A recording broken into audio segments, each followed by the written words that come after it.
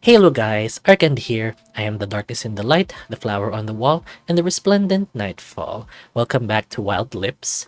On the last episode, we saw Lucas, Marcus, and Presidel in the supermarket. And then Lucas and Marcus went back to Lucas's house and they watched some Netflix. And then Lucas and Marcus spent the night together cuddling. So let's continue the story. Day 4.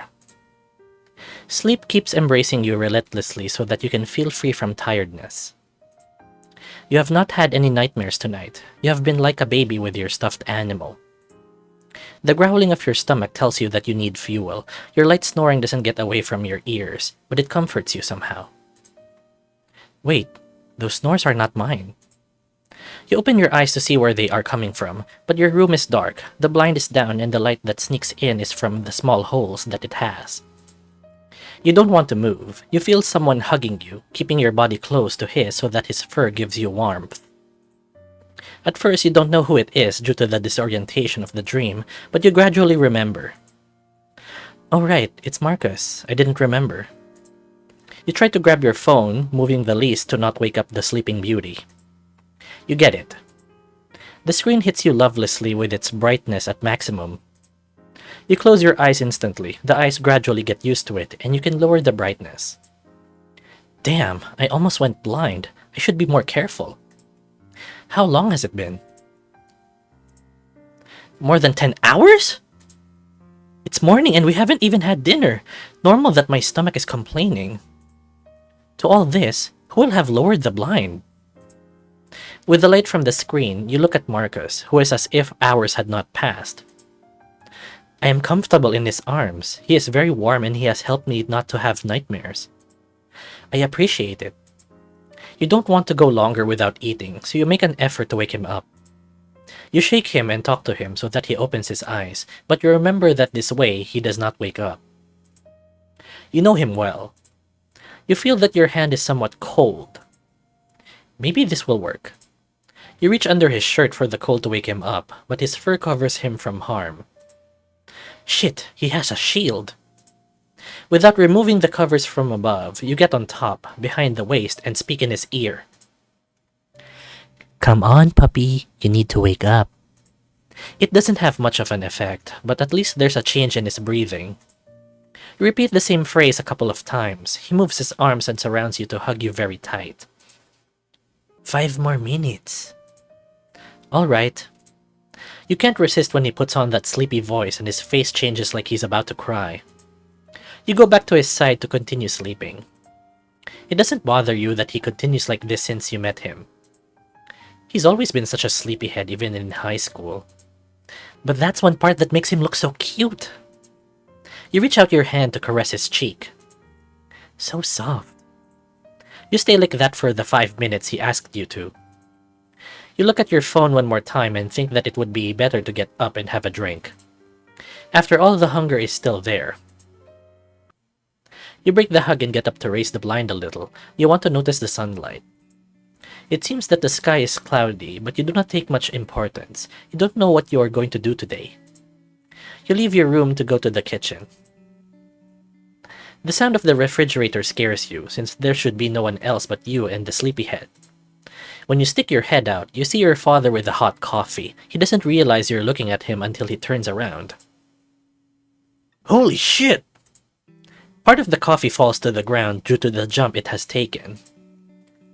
Son, what have I told you about being so silent? You notice something while looking at him. You make a couple of signs in the ear.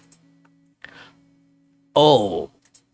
He puts his hands to his ears and removes the plugs. This explains many things. When have you arrived? You haven't warned me.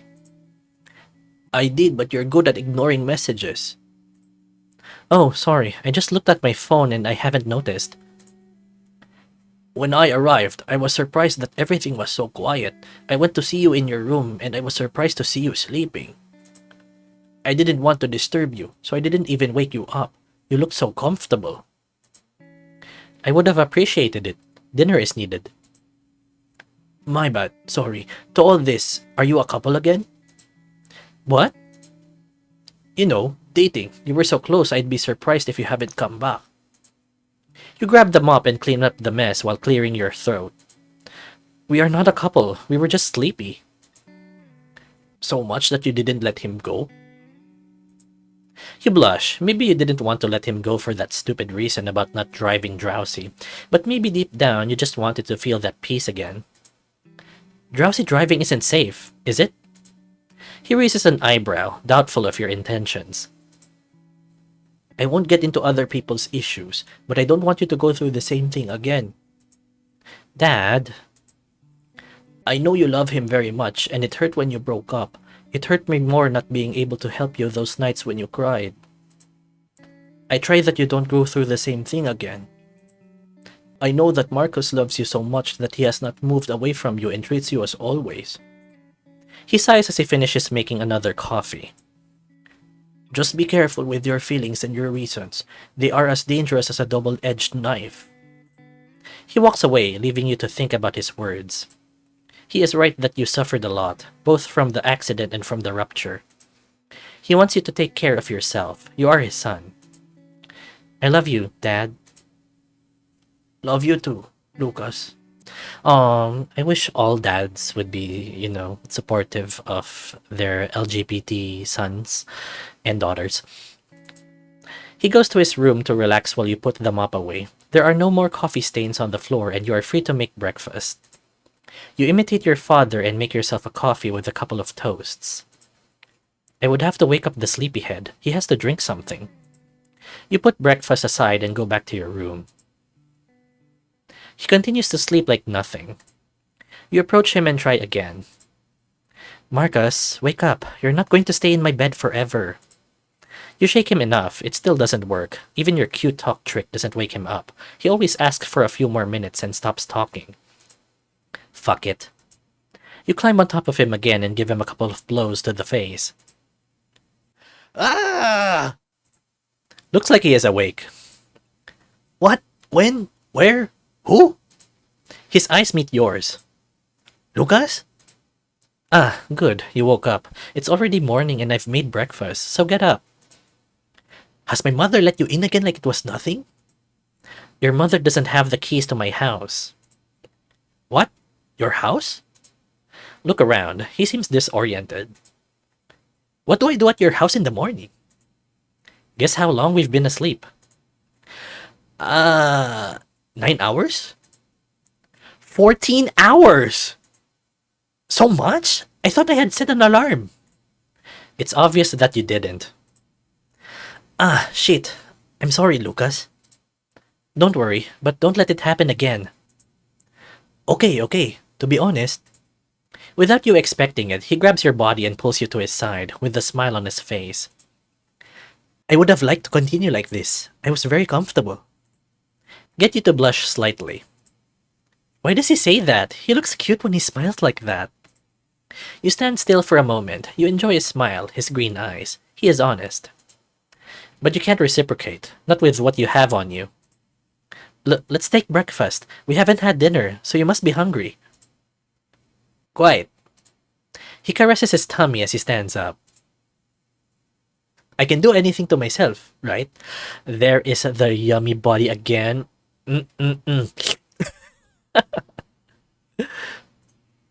I made for you. That's why I woke you up. Aw, so sweet. Come on. You haven't felt like this in a long time. Marcus couldn't make you blush or feel weird after the breakup, but somehow he has now. You leave the room and go to eat breakfast. It does not last long due to your voracious appetite, but you are left wanting more. Marcus gets up to prepare something else while you watch television. You avoid the news because you know they are going to release the same thing. More victims. Instead, you look at the time. It looks like the rain will continue for a couple more days, but it's not raining right now. Something interesting? He comes over with another plate of toast and jam. The rain will continue for a couple of days. Yesterday it did not rain. You're right, it's weird. We've had several rainy days this month. Don't you like it? You know I do. It gives me peace. More with the hot chocolate. Good thing I bought a bag of chocolate. It will give you something if you take a lot of sweets.